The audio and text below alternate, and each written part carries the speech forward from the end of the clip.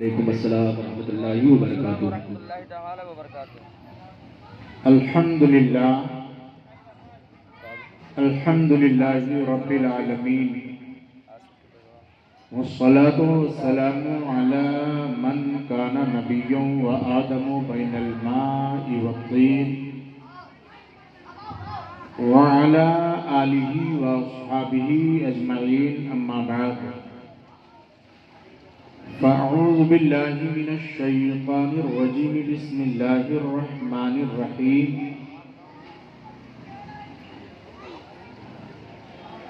ولا تقل اف لهما ولا تنهرهما وقل لهما قولا كريما. آمنت بالله، صدق الله العلي العظيم، وقال رسول الله صلى الله تعالى عليه وسلم: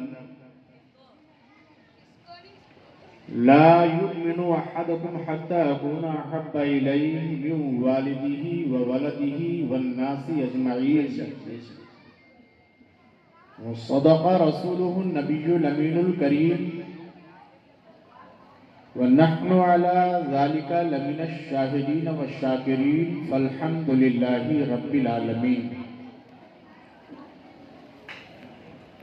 تھوڑی دیر کے لیے میں آپ کے سامنے حاضر آیا. اراکین سے میں کہوں گا کہ جلسے کا جو مقصد ہے، جو آپ نے سجایا ہے، رچایا ہے، بسایا ہے، ایک اچھی بات قوم کے پاس جانی چاہیے. یہ جو مختصر سا وقت آپ کو ملا ہے، اللہ اور اس کے رسول کا ذکر آپ سنیں اور ایک اچھے انسان بننے کی آپ کوشش کریں. میں سب سے پہلے کہوں گا کہ چائے کا دور بند ہو جائے. محفل میں اب چائے مت لے کر کے آئیے گا. ہمارے آپ کے درمیان دو عظیم شخصیتیں تشریف لا چکی ہیں. ابھی انشاءاللہ آپ ان کے نورانی بیان سے محظوظ ہوں گے. آپ کے درمیان میں پہلی بار نہیں بلکہ نئی بستی کے تمام لوگ اچھی طریقے سے واقف ہیں کہ کافی دنوں سے، چاہے وہ مزار کا پروگرام ہو، چاہے میدان کا پروگرام ہو، چاہے محلے کے گھر کے اندر کا پروگرام ہو، جہاں بھی ہوتا ہے خادم آپ کے درمیان حاضر ہوتا ہے. آج بہت کچھ بتانے کے لیے مختصر سے وقت میں حاضر ہوا ہوں، اور نئی بستی کے خوش عقیدہ مسلمانوں میں آپ سے کہنا چاہ رہا ہوں کہ اگر جمیل احمد نظامی کی تقریر اگر آج آپ نے نہیں سنی تو آپ کو احساس ہوتا رہے گا. مختصر سے وقت میں بہت کچھ بتانے کی آج میں کوشش کروں گا آپ کو، اور اس جلسے کے قیام کا جو مقصد ہے، ایک پیغام جانا چاہیے، وہ پیغام میں آپ تک پہنچانے کی کوشش کروں گا. لیکن آئیے جی لگا کر محبت کے ساتھ سب سے پہلے اس عظیم رسول جن کے نام کے صدقے میں پوری کائنات وجود میں آئی ہے، دنیا میں آنے والے سب سے عظیم پیغمبر جن کو پوری دنیا جانتی ہے کہ آج اگر پوری دنیا میں سب سے اچھے انسان کی فہرست پیش کی جاتی ہے تو بلا شبہ پیغمبر اسلام جناب محمد رسول اللہ صلی اللہ علیہ وسلم کی ذات گرامی. دنیا میں حضرت آدم علیہ السلام تشریف لائے، لیکن آپ کو یہ معلوم ہے کہ وہ جنت سے اتارے گئے تھے، اور کہیں اور نہیں بلکہ اسی ہندوستان کی سرزمین پر سری لنکا میں ایک مقام کا نام ہے جس کو سرندیپ کہا جاتا ہے. حضرت آدم علیہ السلام کو اللہ نے سرندیپ کی سرزمین پر اتارا. ہمارے ہندوستان کی زمین کو بہت شرف حاصل ہے, بڑے فخر کے ساتھ کہتے ہیں کہ ہم ہندوستانی ہیں. دنیا میں آنے والے پہلے پیغمبر حضرت آدم علیہ السلام ہندوستان میں تشریف لائے, سرندیپ کی سرزمین میں تشریف لائے. اب بٹوارا ہوا ہے, سری لنکا الگ ہوا ہے, ورنہ پورا سب ہمارا ملک ہندوستان ہی. بے شک آپ جانتے ہیں کہ ان کی بھی توبہ بارگاہ مولا میں جب قبول ہوئی ہے, جو ان سے لفظشیں ہوئی تھی جنت میں, رب نے فرمایا تھا لا تقربا هذه الشجرة فتكونا من الظالمین, اس درخت کے قریب نہ جانا. گئے, بہرحال مشیت الہی, مشیت عزتی, تشریف لے گئے. اللہ نے آپ کو دنیا میں بھیجا, اور اس کے پیچھے جب مفسرین اور محدثین کے اقوال پڑھتے ہیں تو پتہ چلتا ہے اس بھیجنے میں کتنی رحمت تھی. دنیا میں حضرت آدم علیہ السلام کو بھیجنے میں رب کی کیا مشیت تھی, بڑی حکمتیں اس میں پوشیدہ تھیں. لیکن ایک عرصے تک حضرت آدم علیہ السلام رب کی بارگاہ میں روتے رہے, گڑگڑاتے رہے. ایک دن خیال آیا کہ میں نے عرش اعظم پر اللہ کے نام کے ساتھ رسول اللہ کا نام بھی دیکھا تھا, محمد کا نام لکھا ہوا تھا. جیسے ہی یہ خیال آیا, حضرت آدم علیہ السلام نے کہا اے میرے مولا, اپنے محبوب کے نام کے صدقے میں میری توبہ کو قبول فرما لے. حضور کا نام آیا, پروردگار عالم نے حضرت آدم علیہ السلام کی توبہ کو قبول فرما لیا. وہ عظیم پیغمبر جس نے پوری انسانیت کو چلنا سکھایا, پوری انسانیت کے سامنے دستور زندگی کو پیش کیا. ماں باپ ملے تو نبی کے صدقے میں دنیا وجود میں آئی, تو نبی کے صدقے میں قرآن ملا, تو نبی کے صدقے میں ایمان ملا, تو نبی کے صدقے میں جو کچھ ملا ہے وہ سب نبی کے صدقے میں. آپ کہو گے کہ آپ کیسی بات کر رہے ہیں, تو میں دعوے کے ساتھ کہہ رہا ہوں کہ جب تک میرے مصطفیٰ تشریف نہیں لائے تھے اس سے پہلے کی آپ ہسٹری اٹھا کر کے دیکھو. عرب کی سرزمین ہی نہیں بلکہ دنیا, پوری دنیا گناہوں کے بار سے, گناہوں کے بوجھ سے سسک رہی تھی, دم توڑ رہی تھی. اللہ کا نام لینے والا کوئی نہیں تھا. اے لوگوں, ایک دو نہیں, نہ جانے کتنے معبودان باطل کی پرستش ہو رہی تھی. اگر وہ نبی تشریف نہ لائے ہوتے تو آج ہماری آپ کی پیشانی نہ جانے کہاں جھکتی. آج اگر ہماری یہ پیشانی اللہ کی بارگاہ میں جھک رہی ہے تو 360 معبودان باطل کے سامنے جھکی ہوئی پیشانی کو اٹھا کر کے ایک وحدہ لا شریک کی بارگاہ میں جھکانے والی اگر کوئی شخصیت ہے تو جناب محمد رسول اللہ صلی اللہ علیہ وسلم کی ذات کرام. بے شک جس نبی کے صدقے میں پوری کائنات. حدیث قدسی کیا ہے؟ لولا کا لما خلقت الافلاک والارضین. اے محبوب, اگر آپ کو پیدا کرنا مقصد نہ ہوتا تو نہ آسمان کا میں شامیانہ لگاتا, نہ ہی میں زمین کی فرش بچھاتا. نہ آسمان ہوتے نہ زمین ہوتی. اسی لیے تو عاشق رسول سیدی سرکار اعلی حضرت فرماتے ہیں وہ جو نہ تھے تو کچھ نہ تھا, وہ جو نہ تھے تو کچھ نہ تھا، اور وہ جو نہ ہو تو کچھ نہ ہو، جان ہے وہ جہان کی، جان ہے تو جہان۔ سبحان اللہ سبحان اللہ، بہت جس پیغمبر کے صدقے میں یہ پوری کائنات سجائی گئی، جس پیغمبر کے صدقے میں ہمیں دستور زندگی ملا، جس نبی کے صدقے میں ہمیں قانون ملا، ضابطے ملے، زندگی گزارنے کا طور و طریقہ ملا، آئیے سب سے پہلے اس محسن عظیم رسول کی بارگاہ میں محبت کے ساتھ ہدیہ درود پیش کریں اور پڑھیں۔ اللہم صلی علی سیدنا شفیعنا مولانا محمد وآلہ بارک وسلم، صلاۃ و سلام علیک یا رسول اللہ صلی اللہ تعالی علیہ وسلم۔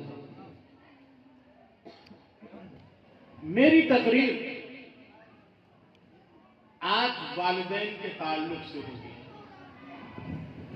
میرا موضوع، لیکن چونکہ اصلاح کے لیے 2-3 شعر میں آپ تک پہنچا رہا ہوں، اور یہ آپ کی بہت پرانی سنی ہوئی نظم ہے جس کے 3 شعر میں آپ تک پہنچا رہا ہوں، جی لگا کر محبت کے ساتھ ایک بار اور درود پاک پڑھ لیجیے۔ اللہم صلی صلی اللہ علیہ وآلہ وسلم، صلاۃ و سلام علیک یا رسول اللہ صلی اللہ تعالی علیہ وسلم۔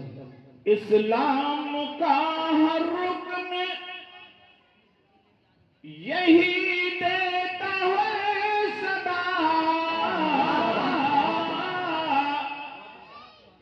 حی علی الصلاۃ، حی علی الفلاح، حی علی الصلاۃ، حی علی الفلاح۔ معنی سمجھتے ہیں، 5 وقت مؤذن کی صدا مسجد کے مینارے سے آپ تک آتی ہے، آؤ نماز کی طرف، آؤ کامیابی کی طرف۔ 24 گھنٹے میں 5 مرتبہ یہ صدا آپ کے کانوں میں آتی ہے، حی علی الصلاۃ، حی علی الفلاح۔ دی حضرت بلال نے کعبے سے یہ صدا، حی علی الصلاۃ، حی علی الفلاح، حی علی الصلاۃ، حی علی الفلاح۔ شعر سماعت فرمائیں دوستو۔ معراج مومنین حفاظت نماز ہے، اسلام کے شہزادوں رب کی نعمتوں کو دیکھو، پروردگار عالم نے تمہیں کھانے پینے کی مختلف چیزیں عطا فرمائی، بڑی عظیم نعمت، ماں باپ دیا، بڑی عظیم نعمت، چلنے پھرنے کے لیے سواری دیا، بڑی عظیم نعمت، اسی طریقے سے صاحب روزگار بنایا، بڑی عظیم نعمت، بیوی بچے عطا کیے، بڑی عظیم نعمت۔ اللہ نے تمام نعمتوں کو انسان کے لیے بنایا، بے شک حق ہے، تمام نعمتیں انسان کے لیے، لیکن آپ کی کون سی چیز اللہ نے اپنے لیے منتخب کیا؟ آپ کی کون سی چیز اللہ نے اپنے لیے چنا؟ تو صرف اور صرف یہ پیشانی اللہ نے اپنے لیے منتخب کہ اگر یہ جھکے تو کسی غیر کے سامنے نہ جھکے، جب بھی یہ پیشانی جھکے تو صرف اللہ کے سامنے جھکے۔ جو اللہ کے سامنے اپنی پیشانی کو جھکاتا ہے اس کی پیشانی کسی غیر کے سامنے کبھی نہیں جھکتی، سبحان اللہ، اور نہ جھکنی چاہیے۔ حی علی الصلاۃ، حی علی الفلاح۔ معراج مومنین حفاظت نماز ہے، افضل ترین سب سے عبادت نماز، اور باقی رہے گی وہ جو امانت نماز ہے، محبوب رب کے آنکھوں کی ٹھنڈک نماز ہے۔ سارے صحابہ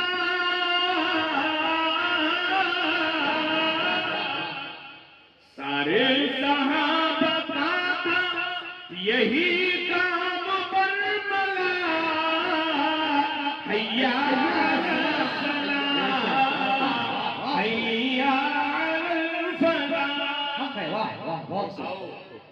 نماز کی طرف آؤ، کامیابی کی طرف۔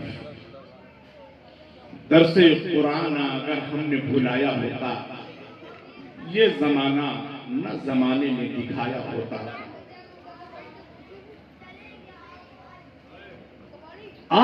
اسلام تیرے چاہنے والے نہ رہے، جس کا تو چاند تھا افسوس وہ حالے نہ رہے۔ میں نے قرآن مقدس کی ایک مشہور آیت کریمہ آپ کے سامنے پیش کی ہے۔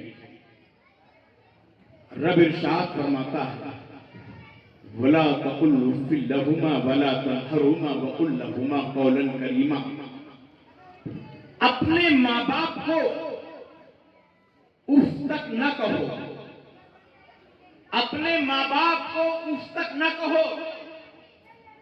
وَقُلْ لَهُمَا قَوْلًا كَرِيمًا، اور جب اپنے ماں باپ سے گفتگو کرو، بات چیت کرو تو نرمی کے ساتھ بات چیت کرو، نرم لہجے سے گفتگو کرو۔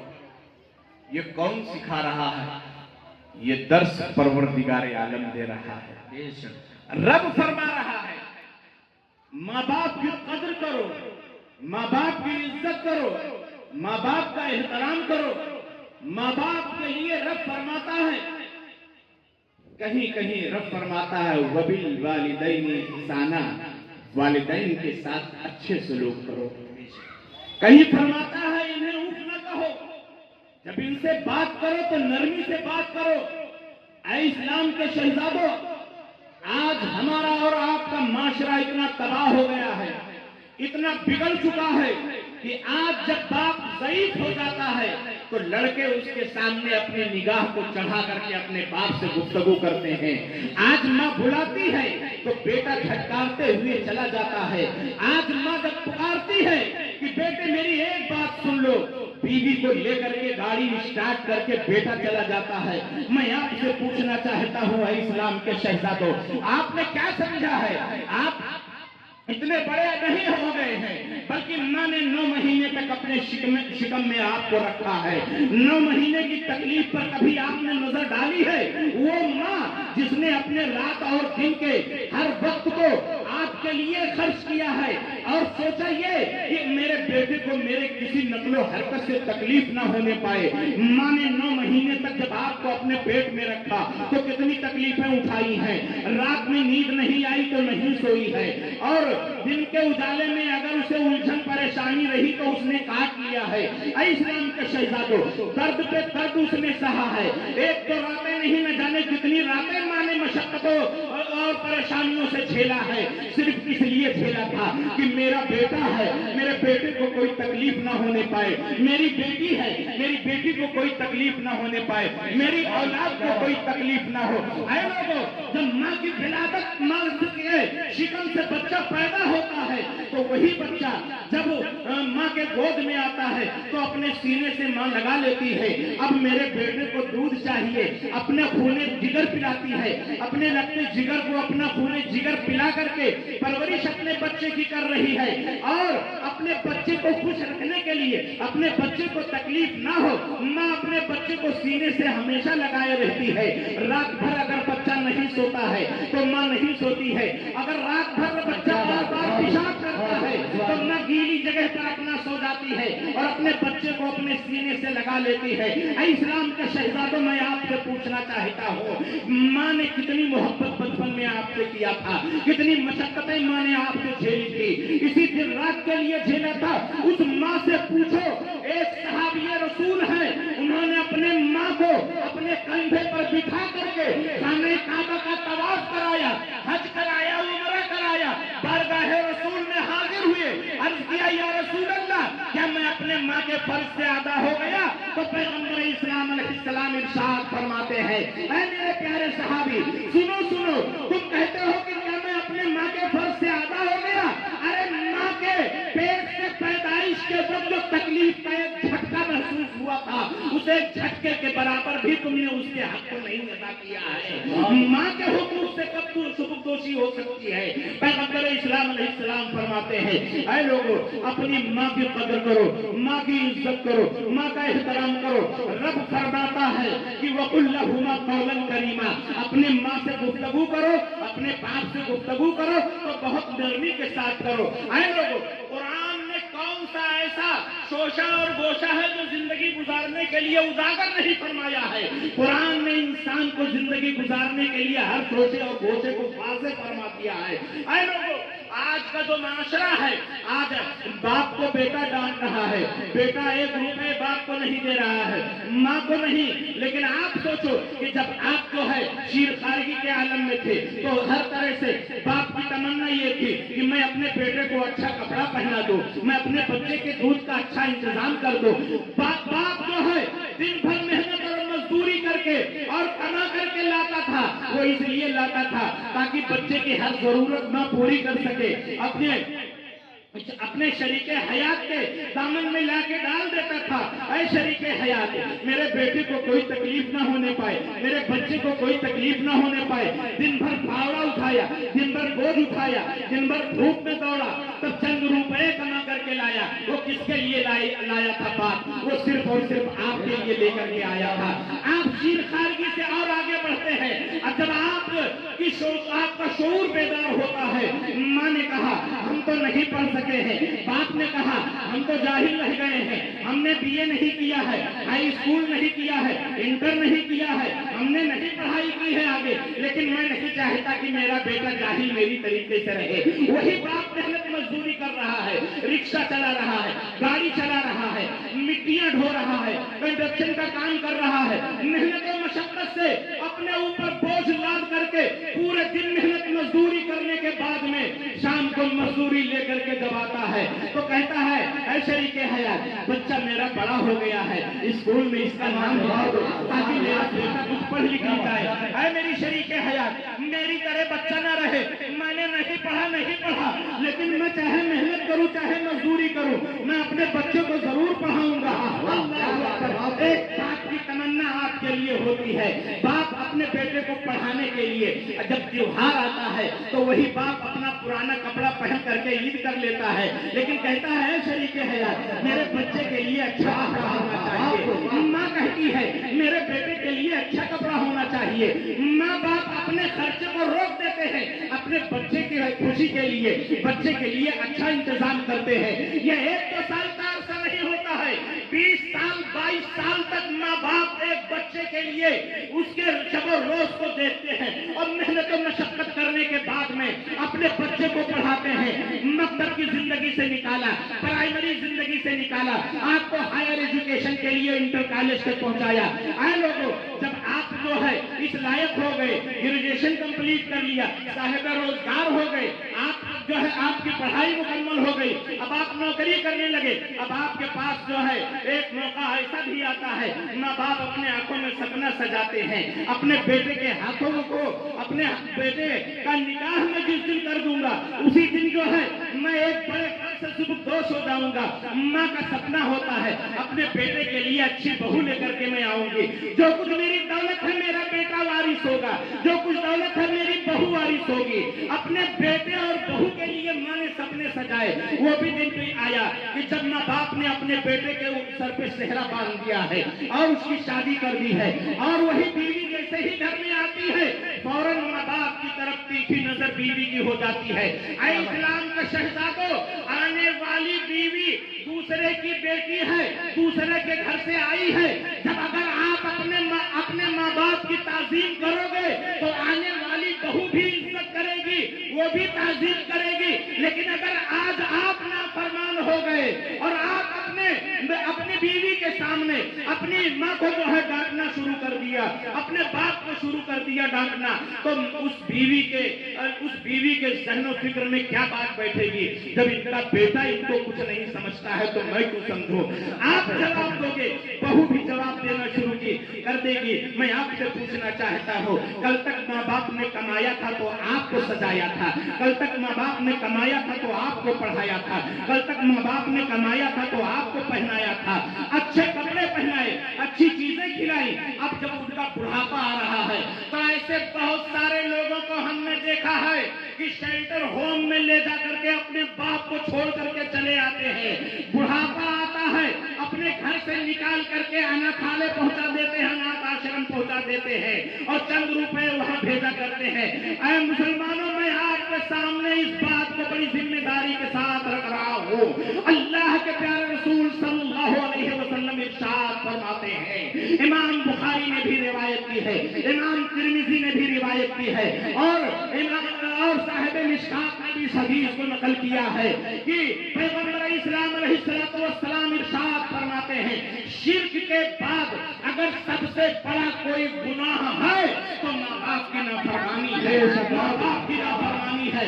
आए लोगों, चाहे जितना इबादत करो, चाहे जितना रियाजत करो, चाहे जितना खैरात करो, चाहे जितना सदका करो, अगर तुम्हारे माँ बाप तुमसे नाराज हैं तो चाहे जितनी इबादत तुम्हारी हो, बारगाह मौला में उस वक्त कबूल नहीं हो सकती है जब तक कि तुम्हारे माँ बाप तुमसे राजी ना हो। बेशक नारे तकबीर, नारे रिसालत, मसलके आला हजरत, जश्न गौसुल वरा, मौलाना कारी जमीर अहमद साहब के बिला निजामी, नारे तकबीर, नारे रिसालत, बहुत उम्दा, क्या बात है, बहुत आवाज़।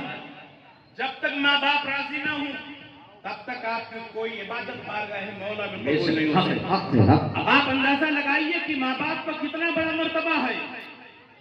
वो लोग जो अभी तक अपने माँ बाप की जिंदगी पाए और उनसे गलतियां हुई, उन्होंने अपने बाप को जवाब दिया, अपनी माँ को जवाब दिया, जाओ दामन पकड़ करके अपने बाप के दामन को पकड़ लो, सीने से लग जाओ, तो अब्बू जान मुझसे गलती हुई, माफ कर दीजिए, अब मुझसे गलती नहीं होगी, माफ करा लीजिए। दुनिया में मरने के बाद लाश के सामने जाकर के कहोगे अब्बा माफ कर दीजिए, अम्मी माफ कर दीजिए, तो वो माफी नहीं होगी जब तक दुनिया में आपके माँ बाप आपसे राजी ना हो जाए, खुश ना हो जाए। और कहीं ऐसा ना हो कि आप चाहे जितने बड़े आबिद और जाहिद हूँ, नमाजी हूँ, परहेजगार हूँ, हरदम तस्बीह लिए बांध रहे हूँ, हरदम तस्बीह मुसल्ले पर बैठे रहते हूँ और आपके माँ बाप आपसे नाराज हूँ, तो न तस्बीह काम आएगी न मुसल्ला काम आएगा। बड़ी जिम्मेदारी के साथ जमील अहमद निजामी बोल रहा हूँ, कोई इबादत काम नहीं आएगी जब तक कि आपके माँ बाप राजी नहीं हो जाएंगे। अल्लाह किसी अमल के आपको कबूल नहीं फरमाएगा। बेशक बेशक। बाप अंदाजा लगाओ कि अपने माँ बाप को आपने खुश किया है या उन्हें नाराज किया है। खुश करने के बहुत सारे तरीके होते हैं। एक तो जब उनसे आप बात करें तो अच्छी तरीके से बात करें, नर्म लहजे से बात करें। पढ़ाया लिखाया था तहजीब के लिए, पढ़ाया लिखाया था कि मेरा बेटा दानिशमंद होगा, अकलमंद होगा, बाशऊर होगा, मेरी भी इज्जत करेगा, पड़ोसी की भी इज्जत करेगा, समाज के लोगों की भी इज्जत करेगा। लेकिन अगर वही डॉक्टर बनने के बाद, इंजीनियर बनने के बाद, प्रोफेसर बनने के बाद, किसी आला ओहदे पर फाइज होने के बाद या सऊदी दुबई कमाने के बाद अगर अपने माँ बाप को आपने सख्त जुमले कहना शुरू कर दिया तो चाहे जितने बड़े अमीर हो जाइए, चैन सुकून आपका दुनिया से छिन जाएगा। दौलत कितनी भी आपके पास, उस सुकून आपको नहीं मिल सकता है अगर माँ बाप को आपने उल्टा सीधा कहना शुरू कर दिया, उन्हें सताना शुरू कर दिया, अपने जबान से तकलीफ पहुंचाना शुरू कर दिया। कोई चीज आपके काम नहीं आएगी। मेरे भाई, उन्हें आराम पहुंचाने के लिए अपना तरीका आप बदलो। घर में आप सब्जी लाते हो, ठीक है, घर की तमाम जरूरतें पूरी करते हो, वो ठीक है, लेकिन आप कभी ठंडे दिमाग से सोचिए कि कुछ माँ बाप की भी तो जरूरतें हैं जी। माँ बाप की भी जरूरतें हैं। उनका भी दिल होता है कि दरवाजे पे कोई सायल आया है मांगने वाला, तो अपनी जेब से निकाल के 10 रुपया में उस सायल को दे दूं। ये बाप की तमन्ना है। बाप नहीं कमा रहा है, माँ के पास पैसे नहीं है, उनको कोई चीज खाने की जरूरत है। अगर उन्हें उनका दिल चाहा, जब आपका दिल चाह रहा था, किसी लायक नहीं थे, मजबूर थे, तब तो बूढ़े बाप ने मेहनत मजदूरी करके आपके मर्जी के मुताबिक खिलाया। अब अगर उनका बुढ़ापा आया, उनका दिल कुछ चाह रहा है, تو اگر کبھی 1000 روپیہ دے دیے تو آپ کو تو دیے تھے 1000 روپیہ، وہ کیا کیا آپ خرچہ کر ڈالے کیا؟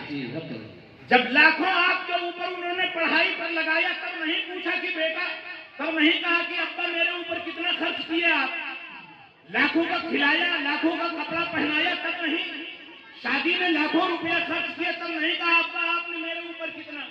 اگر اپنے ماں باپ کے اوپر تھوڑا سا پیسہ آپ خرچ کر دیے تو ان کو تانا دیتے ہیں، ان کو آپ بولی سناتے ہیں۔ سعودی کیا چلے گئے، دبئی کیا چلے گئے کہ پورا معاشرہ سمجھ میں آ گیا آپ کو، اسلام سمجھ میں آ گیا آپ کو، آپ کا کردار بدل گیا، آپ کا کیریکٹر بدل گیا، آپ کا ماحول بدل گیا۔ اے اسلام کے شہزادوں، اگر سعودی، دبئی، کویت سے بھی کوئی اور آگے کی جگہ ہو وہاں تک پہنچ جاؤ، ماں باپ اگر ناراض ہیں تو تمہیں گھٹ گھٹ کر کے زندگی گزارنی دنیا کے کسی کونے میں رہو گے کبھی ترقی نہیں کر پاؤ گے، کبھی تمہیں سکون نہیں ملے گا۔ اس لیے پیغمبر اسلام علیہ السلام فرماتے ہیں کہ جو شخص اپنے ماں باپ کی زندگی کو پائے، رمضان کا مہینہ پائے اور روزہ نہ رکھے، وہ ہلاک ہو جائے، اس سے بڑا کم نصیب کوئی نہیں ہے۔ پیغمبر اسلام علیہ السلام فرماتے ہیں کہ میرا نام جو آدمی سنے، جو شخص سنے اور مجھ پر درود نہ پڑھے، اس سے زیادہ محروم القسمت کوئی نہیں۔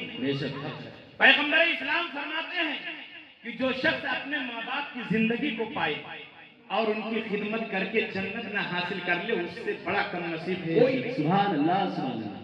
جنت تو آپ دیکھو، پیغمبر نے فرمایا، یہ نہیں کہا تمہارے بیٹے کے قدموں میں جنت ہے، تمہاری دادا کے قدموں میں جنت ہے، تمہارے آباء و اجداد کے قدموں میں جنت ہے، بلکہ پیغمبر نے فرمایا اللہ نے جنت کو ماں کے قدموں کے نیچے رکھ دیا۔ کیا بات ہے، اللہ نے جنت کو ماں کے قدموں کے نیچے رکھ دیا۔ اب ایک بیٹا اگر، اسی لیے جو بیٹی کی حیثیت ہوتی ہے وہ 3 حیثیت ہوتی ہے۔ جب تک بیٹی ہے وہ، جب باپ اپنے بیٹی کی پرورش کرتا ہے اور جب بالغ ہو جاتی ہے، باپ اس کی شادی کر کے اس کے منزل تک پہنچا دیتا ہے، تو اللہ رب العزت کے پیارے محبوب کا فرمان ہے کہ جنت کا وہ نہیں بلکہ جنت اس کے قدموں کا انتظار کرتی ہے۔ جنت اس کے قدموں کا انتظار کرتی ہے۔ نعرہ تکبیر، نعرہ رسالت، حضرت علامہ قاری ذاکر علی صاحب قبلہ قادری، حضرت علامہ مفتی احتشام عالم صاحب قبلہ، نعرہ تکبیر، نعرہ رسالت۔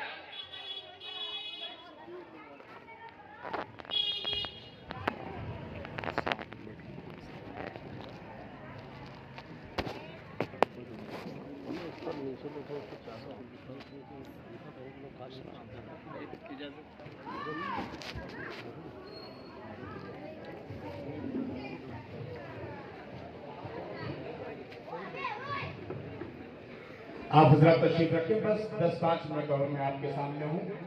آپ دیکھ رہے ہیں ملک کی وہ عظیم مایہ شخصیتیں آپ کے نگاہوں کے سامنے جلوہ بار ہیں، جن کے چہرے کی آپ زیارت کر رہے ہیں۔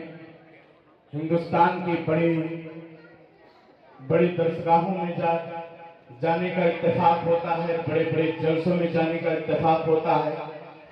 جونپور سے آئی ہوئی یہ عظیم شخصیت جن کو پورا ہندوستان حضرت علامہ مولانا مفتی احتشام عالم صاحب قبلہ قادری کے نام سے جانتا ہے، ہماری آپ کی خوش نصیبی ہے کہ ہمارے اور آپ کے درمیان ایک بڑی خانقاہ جونپور کی وہاں کے صاحب سجادہ بھی ہیں اور الحمدللہ اپنے علاقے میں بہت اچھا کام کر رہے ہیں اور پورے ہندوستان کا دورہ فی سبیل اللہ کر کے دین مدین کی خدمت میں مصروف ہے۔ آج نئی بستی کے خوش عقیدہ مسلمانوں، آپ کے درمیان وہ عظیم شخصیت جلوہ بار ہوئی ہے، آپ اپنے ماتھے کی نگاہوں سے دیکھ رہے ہیں۔ انشاءاللہ آج نصیحت آمیز گفتگو آپ حضرت کے زبانی سماعت کریں گے۔ بیٹھیں آپ یہاں، تشریف رکھیں۔ میں عرض کر رہا تھا کہ اپنے ماں باپ کو تکلیف نہ دو، نہ اپنے زبان سے، نہ اپنے ہاتھ سے، نہ اپنے کردار سے اپنے ماں باپ کو تکلیف نہ دو۔ اگر انہیں تکلیف ہو گئی، ماں باپ آپ سے ناراض ہو گئے، تو یقین جان لو کہ چاہے جتنی عبادتوں کے حامل آپ ہو جائیں، چاہے جتنی عبادت کریں، زہد و تقوی، طہارت، پارسائی، بزرگی، سب کچھ آپ کے پاس ہو، لیکن بارگاہ مولا میں ایک سجدہ بھی مقبول نہیں ہو سکتا ہے جب تک کہ تمہارے ماں باپ تم سے راضی نہ ہو۔ ماں باپ کا احترام کرو۔ ماں باپ نے آپ کے اوپر پیسہ خرچ کیا، تب آپ نے اس وقت نہیں پوچھا ابو میرے اوپر اتنا پیسہ کیوں خرچ کر رہے ہیں، آپ نے میرے اوپر بہت زیادہ خرچ کیا۔ لیکن جب ان کا بڑھاپا آیا، آپ کمانے لگے، تو اگر 1000 روپیہ آپ نے اپنے باپ کو، اپنی ماں کو خرچے کے لیے دے دیا تو سمجھ لیا کہ میں نے بہت کچھ انہیں دے دیا۔ کبھی ان کی ضرورتوں کو، ان کی خواہشوں کو آپ نے نگاہ میں رکھ کر کے سوچا کہ ان کو بھی کوئی ضرورت ہے، ان کی بھی کوئی خواہش ہے؟ آپ نے نہیں سوچا۔ میرے بھائی، بڑھاپے میں ان کی ضرورتیں اور بڑھ جاتی ہیں۔ اگر انہیں کچھ کھانے کی حاجت ہوتی ہے تو وہ محتاج ہیں، آپ سے مانگیں گے تب آپ دیں گے۔ اسی دن رات کے لیے پڑھایا تھا آپ کو، اسی دن رات کے لیے آپ کے لیے اچھے اچھے کپڑے کا، کھانے پینے کا انتظام کیا تھا۔ جب میرا بیٹا بڑا ہو جائے گا، ایک درخت بھی آپ لگاتے ہیں تو اس امید کے لیے لگاتے ہیں کہ اس سے پھل ملے گا، میرے بچوں کو پھل ملے گا مجھے۔ لیکن آپ کے ماں باپ نے جب آپ کی پرورش کی، آپ کو بڑا کیا، کمانے لگے، بس اوپر آسمان نظر آنے لگا، اوپر آسمان نظر آئے، چاہے دن میں تارے دکھنے لگے، جاؤ گے اسی زمین کے نیچے۔ وہاں نہ تمہاری بیوی تمہارے ساتھ جائے گی، نہ تمہارا بیٹا تمہارے ساتھ جائے گا تو تمہارا عمل جائے گا۔ اور اگر تمہاری اس حال میں تم گئے کہ تمہارے ماں باپ تم سے ناراض رہے، تو یقین جان لو کہ تمہارے لیے اس وقت کیا عالم ہوگا جب جن کے ماں باپ راضی نہ ہو۔ اور پروردگار عالم کے پیارے حبیب کا فرمان ہے کہ شرک کے بعد سب سے بڑا اگر گناہ ہے تو ماں باپ کی نافرمانی ہے۔ اور چاہے وہ خانہ کعبہ کا طواف کرتے ہوئے نہ کیوں نہ دم نکل جائے، تو وہ طواف بھی بارگاہ مولا میں اس وقت قبول نہیں ہو سکتا جب تک کہ آپ کے ماں باپ راضی نہ ہو جائے، آپ سے خوش نہ ہو جائے۔ حضرت موسیٰ علیہ السلام بارگاہ مولا میں عرض کرتے ہیں الہ العالمین، اس شخص کو میں دیکھنا چاہتا ہوں جو جنت میں میرے ساتھ رہے گا۔ حضرت موسیٰ علیہ السلام اللہ کے وہ جلیل القدر پیغمبر، وہ جلیل القدر رسول کہ جب ان کو بات کرنا ہوتا تھا کوہ طور پر جاتے تھے، رب سے ہم کلام ہو جاتے تھے، باتیں کر لیا کرتے تھے۔ بارگاہ مولا میں عرض کرتے ہیں الہ العالمین، مجھے اس وقت میں اس آدمی کو دیکھنا چاہتا ہوں، اس شخص کو دیکھنا چاہتا ہوں جو جنت میں میرے ساتھ رہے گا۔ رب نے فرمایا فلاں علاقے میں میرا وہ بندہ ہے، وہ ایک قصاب ہے جو بکری کاٹ کر کے گوشت بیچتا ہے، وہ تمہارے ساتھ جنت میں رہے گا۔ اے پروردگار عالم، ایک قصاب، ایک قصائی میرے ساتھ میں جنت میں رہے گا؟ رب نے فرمایا ہاں ہے موسیٰ، وہ بندہ تمہارے ساتھ جنت میں رہے گا۔ حضرت موسیٰ علیہ السلام کی خواہش ہوئی کہ میں دیکھوں کہ آخر اس کا کون سا ایسا عمل ہے کہ جس کی بنیاد پر وہ جنت میں میرے ساتھ رہے گا۔ حضرت موسیٰ علیہ السلام چل دیے، جس طریقے سے پروردگار عالم نے فرمایا تھا۔ اس قصاب کے دکان کے باہر پہنچے تو کوئی خاص چیز اس میں نظر نہیں آئی۔ اس کے دکان کے آمنے سامنے آپ کا گزر ہوتا رہا، گوشت خریدنے والے آتے تھے، گوشت خرید کر کے واپس چلے جاتے تھے۔ حضرت موسیٰ علیہ السلام جب بھیڑ کم ہو گئی تو دکان میں گئے اور بیٹھ گئے، بات چیت شروع ہوئی اور فرمایا کہ آج میں تمہارا مہمان ہوں۔ وہ شخص خوش ہو گیا، کہا ٹھیک ہے، تعارف نہیں ہوا کہ آپ کون ہیں میں کون ہوں۔ اس نے سمجھا کہ میری قسمت سے میرے گھر مہمان آئے ہیں۔ کہا ٹھیک ہے جب میں گھر چلوں گا تو آپ میرے ساتھ چلیے گا۔ حضرت موسیٰ علیہ السلام اس کی ایک ایک نقل و حرکت پر نگاہ رکھے ہوئے ہیں، دیکھ رہے ہیں۔ جو کسٹمر آتا ہے گوشت خریدنے کے لیے، اس کو گوشت کاٹ کر کے تول کر کے صحیح طریقے سے اس آدمی کے حوالے کر دیتا ہے، وہ قیمت لے لیتا ہے۔ بظاہر اس کے اندر کوئی ایسی چیز نظر نہیں آ رہی تھی۔ اللہ اکبر، شام کا وقت ہوتا ہے، دکان بند ہوتی ہے، دونوں لوگ ساتھ چل دیتے ہیں۔ اللہ کا مقدس کلیم جلیل القدر پیغمبر ایک قصاب کے گھر جا رہے ہیں، اور جیسے ہی اس کے گھر پہ پہنچے آپ کو باہر والے کمرے میں بیٹھال دیا اور وہ خود اندر چلا گیا۔ دیر تک وہ اندر سے واپس نہیں آیا، دیر تک اندر سے واپس نہیں آیا۔ حضرت موسیٰ علیہ السلام بہت حیرت میں تھے کہ کوئی ضیافت نہیں، پانی تک نہیں آیا، وہ خود بھی اندر سے باہر نہیں آیا۔ آپ اسی مہمان خانے میں بیٹھے رہے۔ بہت دیر کے بعد حضرت موسیٰ علیہ السلام کے کانوں میں ایک دبی ہوئی آواز آئی، اللہ جنت میں تجھے موسیٰ علیہ السلام کا رفیق بنا دے۔ یہ دبی ہوئی آواز کانوں میں آئی۔ تھوڑی دیر کے بعد وہ قصاب آتا ہے، پانی لے کر کے آتا ہے، ضیافت کا سامان لے کر کے آتا ہے، حضرت موسیٰ علیہ السلام کے سامنے رکھ دیتا ہے۔ پانی پیا۔ اس کے بعد حضرت موسیٰ علیہ السلام سے مخاطب ہو کر کے کہنے لگتا ہے کہ مجھے آنے میں تاخیر ہوئی ہے، اس کی وجہ آپ جان لیں چونکہ آپ میرے مہمان ہیں۔ میری والدہ ضعیف ہے، میری ماں ضعیف ہے، میرے علاوہ کوئی خدمت کرنے والا نہیں ہے۔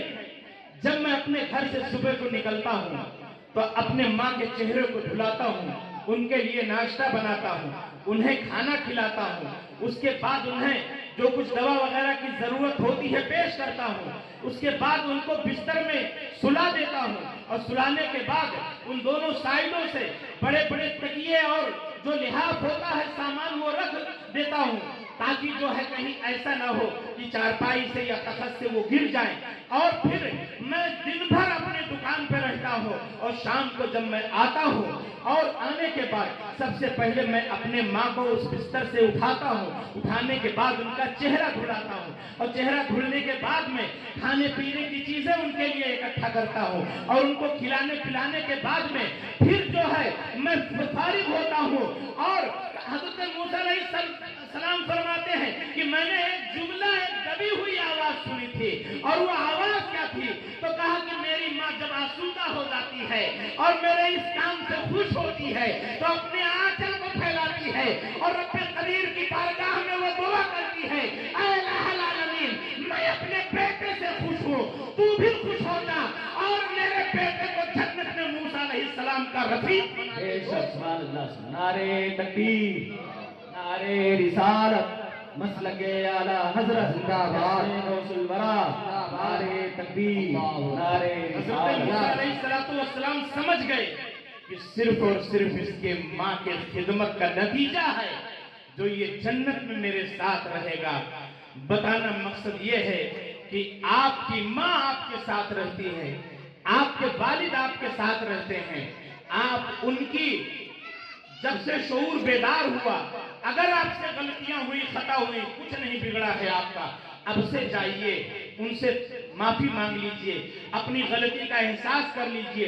اگر زبان سے تکلیف پہنچایا ہے ان کو، پیسے نہ دے کر کے تکلیف پہنچایا ہے، ان کی ضرورتیں پوری نہیں کی ہیں، تکلیف پہنچی ہے ان کو، چاہے آپ سے پہنچی ہے یا آپ کے کسی قول و فعل سے یا آپ کی کسی حرکت سے انہیں تکلیف پہنچی ہے، اپنے ماں کے دامن کو تھام لیجئے، ہاتھوں کو چوم لیجئے، قدموں کو چوم لیجئے۔ اے میرے اسلام کے شہزادوں، آج تم ماں کے قدموں کو چوم کر غلطی کا احساس کر کے توبہ کر لو گے، اور اگر انہوں نے معاف کر دیا تو یقین جان لو کہ جنت کی بہاریں تمہارے لیے ہے، اس لیے کہ پیغمبر اسلام علیہ السلام کا فرمان ہے، جو بیٹا گیا دنیا سے اس حال میں کہ اس کے ماں باپ اس سے راضی ہے، اس کے کارنامے سے خوش ہے، تو یقین جان لو ان ماں باپ کے دعاؤں کی برکت سے اللہ انہیں جنت عطا فرمائے۔ سبحان اللہ۔ اس لیے نوجوانوں، اگر پروردگار عالم نے آپ کو یہ موقع دیا ہے، جن کے ماں باپ کا انتقال ہو گیا، وہ لوگ ان کے لیے چند آیتیں جو کچھ یاد ہوں پڑھیں، कुछ न याद हो दुरूद शरीफ पढ़िए, सुभान अल्लाह कह सकते हो, तस्बीह पढ़िए। कब्रिस्तान दूर नहीं है जहां अपनी माँ को आप जो है लिटा करके आए हैं, जिस तारीफ कोठरी में छोड़ करके आए हैं, कब्रिस्तान जाया करो, इसलिए कि घर के मुर्दे उम्मीद लगाए हुए बैठे रहते हैं। जैसे डूबने वाले को तिनके का सहारा काफी होता है, ऐसे मुहद्दिसीन ने हदीस की तर्जमानी की है कि जब कोई बंदा कब्रिस्तान जाता है तो घर के मुर्दे उसे आस भरी निगाहों से, उम्मीद भरी निगाहों से देखते हैं, आ रहा है मेरा बेटा, हो सकता है चंद आयतें पढ़ करके मेरे लिए दुआए मग़फ़िरत कर दे, हो सकता है कि मेरे लिए कुछ कार्य खैर करके आ रहा हो, ये उम्मीद लगाए रहते हैं। आप जमील अहमद निज़ामी की इस बात को कान खोल करके गिरह लगा लो, सुन लो।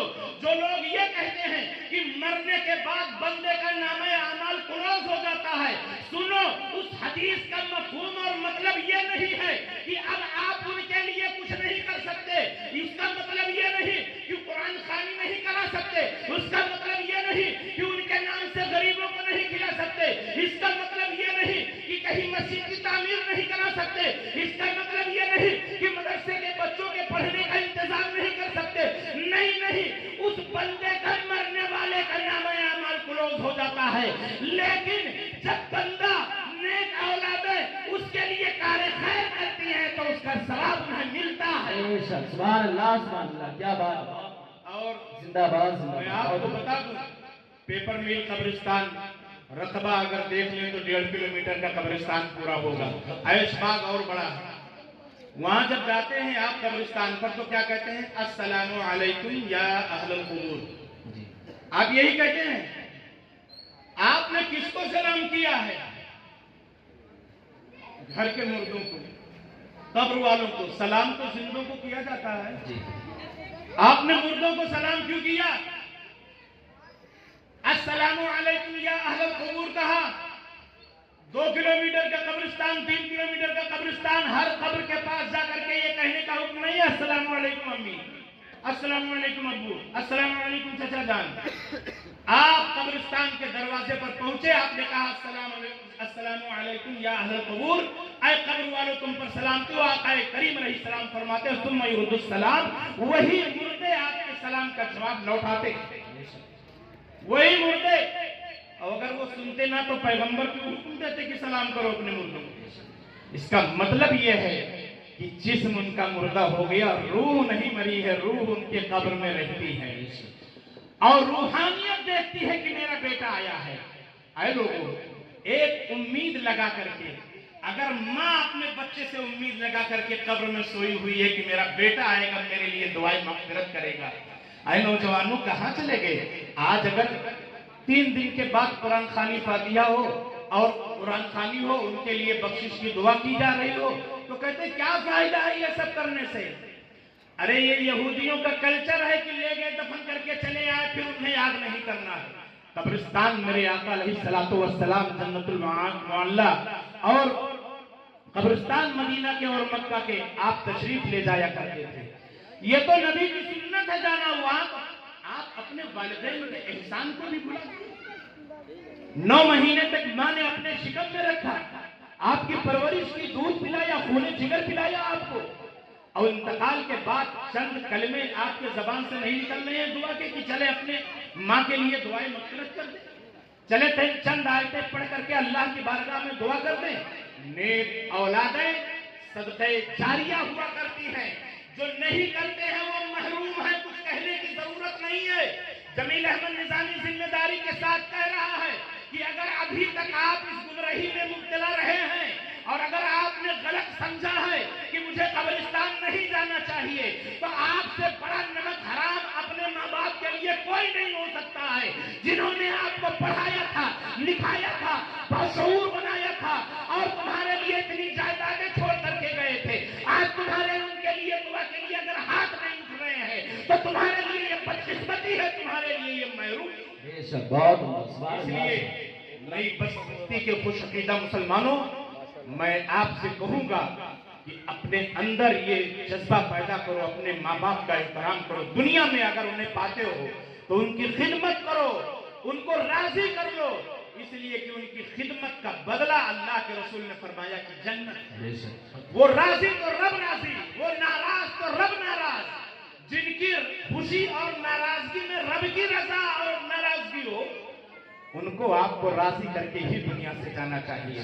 اسی لیے قرآن حکیم میں رب نے فرمایا کہ وَلَا تَقُلْ رُفٍ لَهُمَا وَلَا تَنْهَرْهُمَا وَقُلْ لَهُمَا قَوْلًا كَرِيمًا۔ اپنے ماں باپ کو جھڑکو نہیں، انہیں پھٹکارو نہیں، انہیں دھتکارو نہیں۔ جب ان سے بات کرو تو نرمی سے بات کرو، جب ان سے کلام کرو، ان سے گفتگو کرو تو نرمی کے ساتھ گفتگو کرو۔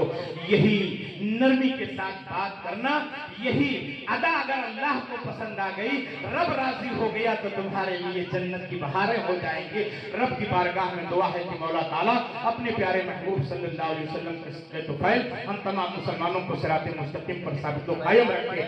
آخری بات جمیل احمد نظامی آپ کے سامنے رکھ رہا ہے، نماز پڑھو، اللہ کے رسول کی سچی محبت دل میں بساؤ، مسجدوں کے نمازی بن جاؤ، نماز پڑھو، اس لیے کہ یہ نماز تمہیں عذاب قبر سے بچائے گی، حشر سے بچائے گی۔ نماز پڑھو گے ہر برائی سے آپ دور ہو جاؤ گے، اور اگر نماز کو چھوڑ دیا آپ تو گمراہی کی طرف بڑھتے قدم آپ کے چلے جائیں گے، گناہوں کے دلدل میں پھنستے ہوئے چلے جاؤ گے، پاک نہیں رہو گے، ناپاکی کے عادی ہو جاؤ گے۔ کہیں ناپاکی کی حالت میں تمہاری روح نہ نکل جائے جسم سے، کہیں ایسا نہ ہو کہ نجس ہو کر کے دنیا سے جاؤ۔ اس لیے میرے بھائی نماز کو اپناؤ۔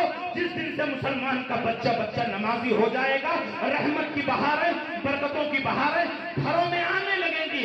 آج فرشتے ہمارے گھروں سے اس لیے واپس ہو جاتے ہیں کہ آج فجر کی نماز کے بعد، دن نکلنے کے بعد ہمارا نوجوان اپنے گھر میں اٹھتا ہے۔